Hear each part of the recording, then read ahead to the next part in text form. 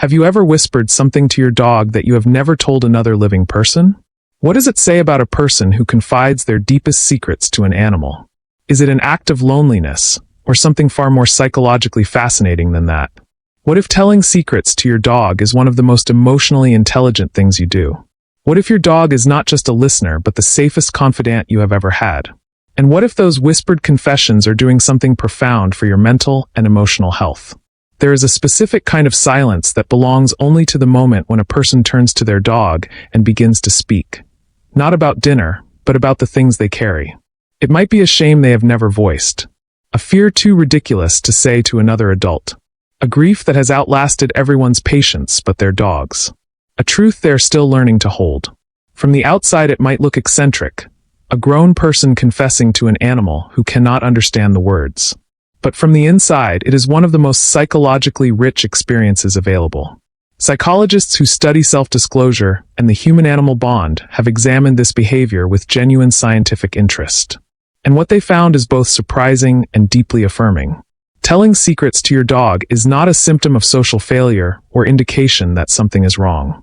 It is evidence of something quite right, a sophisticated and healthy emotional strategy. The person who tells their dog secrets is not avoiding emotional life. They are practicing it, finding a space to hear their own voice, feel their own truth, and not be judged for it.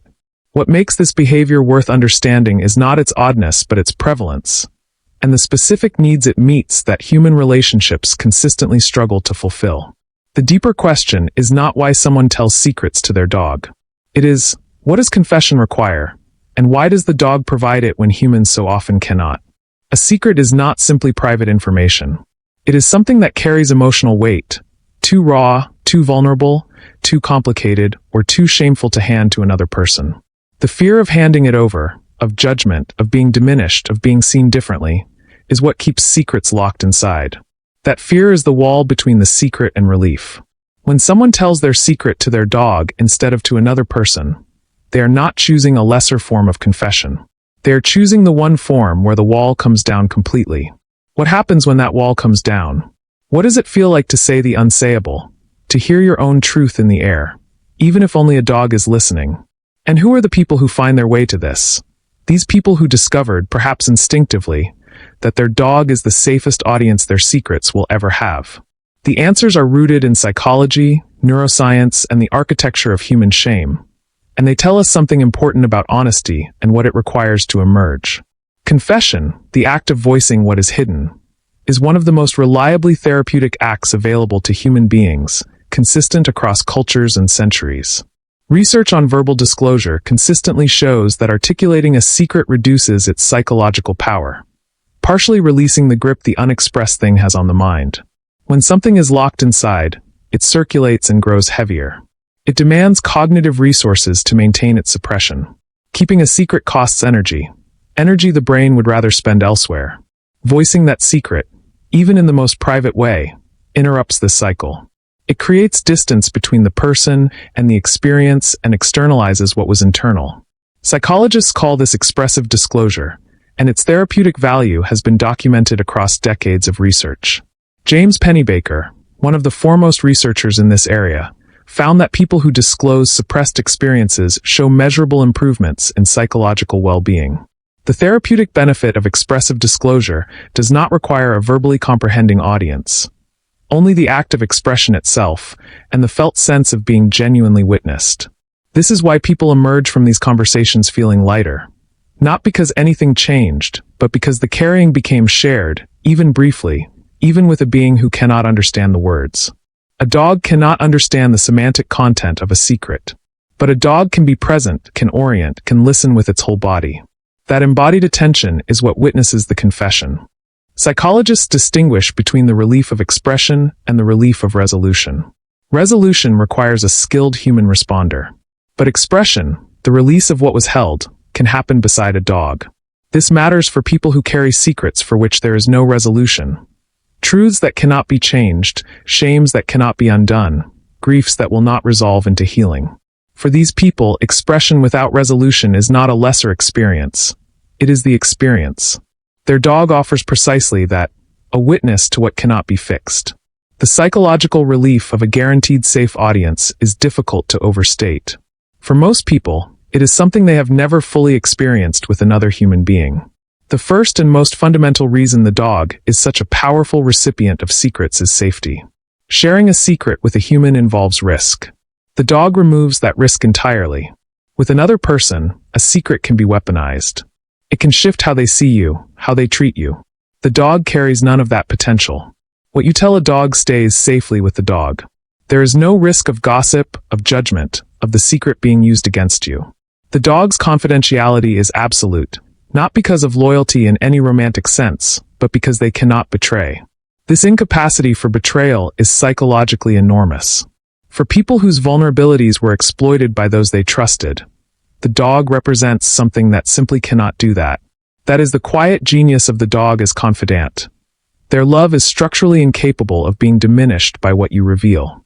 Knowing this, the person is finally free to reveal everything.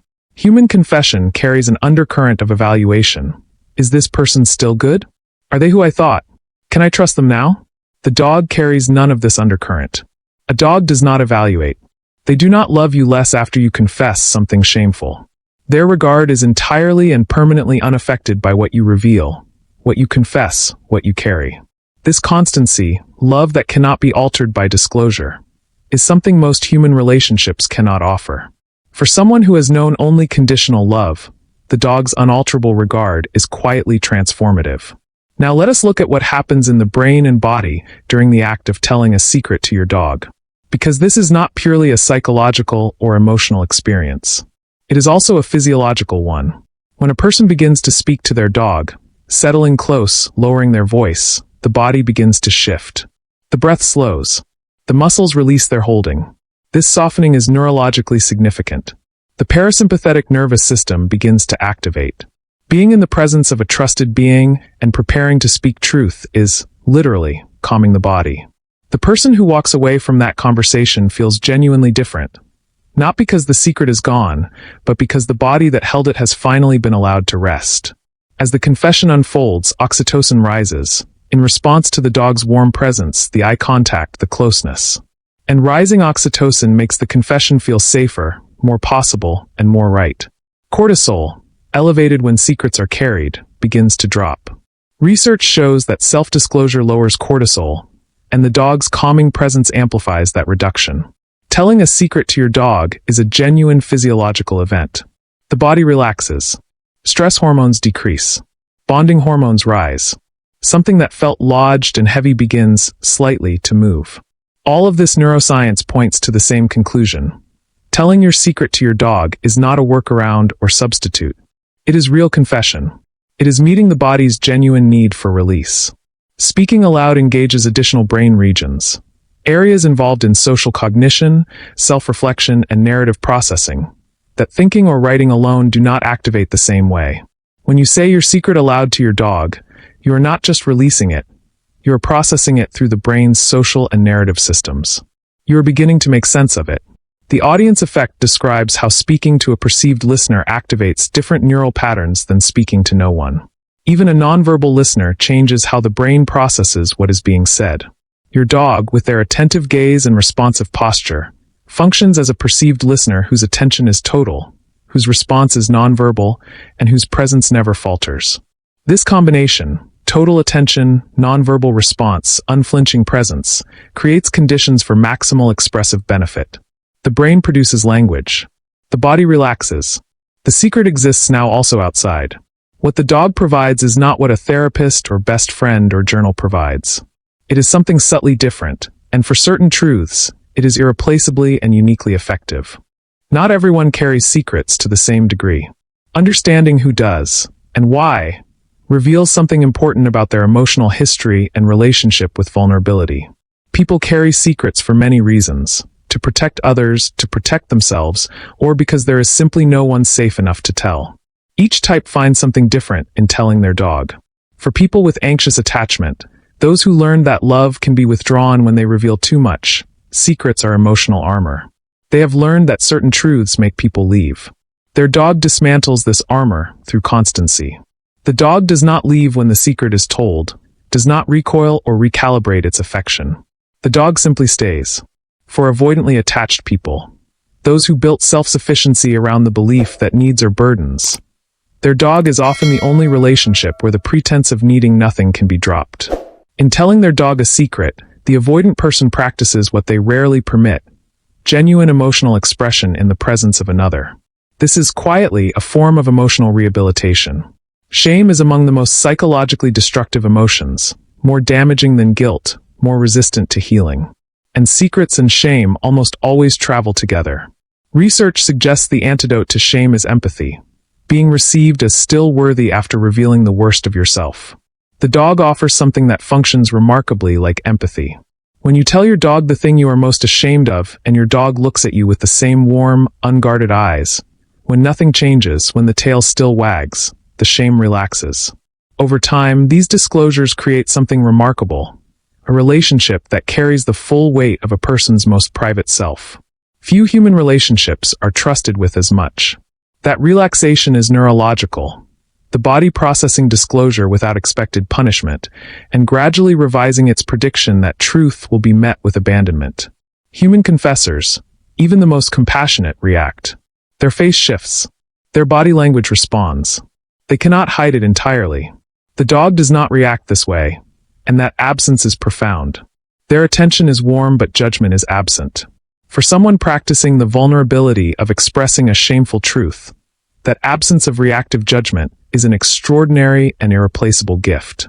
Over time, the experience of disclosing to the dog, of being received without judgment, again and again, deepens the bond in ways that are not easily articulated but are deeply felt.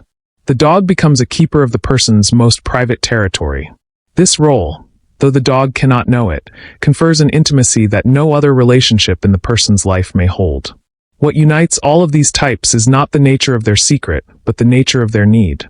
To be witnessed without evaluation, received without consequence, heard without judgment. Now let us consider the different types of people who tell their secrets to their dogs. The behavior is common, but the psychology beneath it is specific and varies in meaningful ways. There is the shame bearer, someone carrying something they believe, if known, would make them unlovable. They have never told another human. The secret has grown heavier with every year of silence. For the shame bearer, the dog is the first audience their secret has had. The dog's unchanging response, tail still wagging, eyes still warm, begins to soften what shame has hardened. Then there is the grief holder, someone mourning what the world has stopped giving them permission to mourn, a grief that has been told repeatedly, it should be over by now. The grief holder tells their dog because the dog will listen without trying to fix it, without checking the clock, without implying the mourning has gone on too long. There is the truth tester, someone not yet sure what they feel is real. They tell their dog first not because the dog will confirm it, but because saying it aloud helps them hear whether it sounds true. Which of these resonates most with you? You may find yourself in more than one. The impulse to tell your dog a secret rarely comes from a single source. It is usually a layering.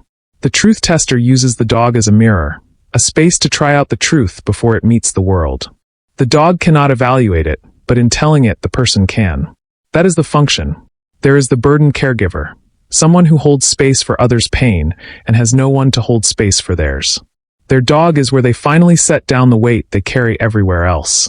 For the burdened caregiver, telling the dog is decompression, what allows them to keep giving, to keep showing up for others without breaking under the accumulated weight. And there is the long time keeper, someone who has carried a secret so long it has become part of who they are. Telling the dog is not a release. It is more like a visitation. The long-time keeper speaks the secret aloud to acknowledge it, to say, "This is real, this happened, this is part of me. And even with this, I am still worthy of warmth." Now let us go somewhere deeper. The impulse to tell secrets to a dog is, for many people, not purely adult. It connects to something older, formed before the person had words for what they needed.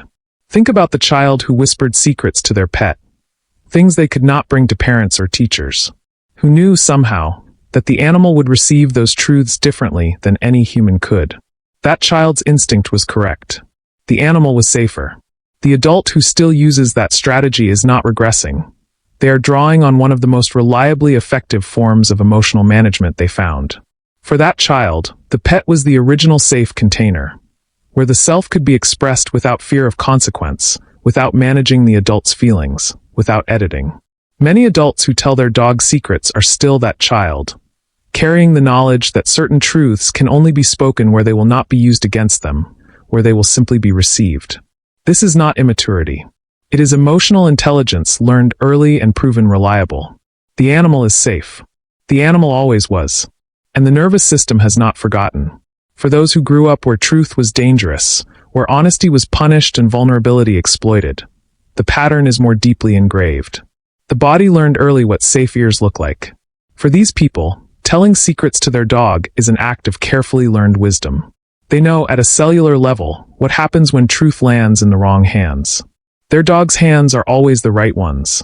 Some therapists observe that clients who practice speaking difficult truths to their dogs show an accelerated capacity for disclosure in therapy.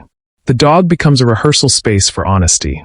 Now let us consider what telling secrets to dogs reveals about the human condition, about what people need to be honest, and what the modern world makes so difficult to find. In a world that has made honesty costly, the dog is a gift, a relationship where self-protection can finally be suspended, where truth can be handed over without calculating what it might cost. We live in a world of constant evaluation, where every truth carries social consequence and every vulnerability is a potential liability. The only truly safe confession is the one whose audience cannot judge. There is something the dog offers that the modern world has lost, a space to be entirely honest without calculating the cost. For many people, their dog is the only place that space exists. If you tell your dog things you have never told another person, you are not strange. You are someone who found the safest form of honest expression available. You are someone who understands, perhaps without words for it, that truth needs to be spoken before it can be healed, and that your dog is the presence that makes speaking it possible. If this touched something real in you, please like it and subscribe. And in the comments, what do you tell your dog that you have never told anyone else?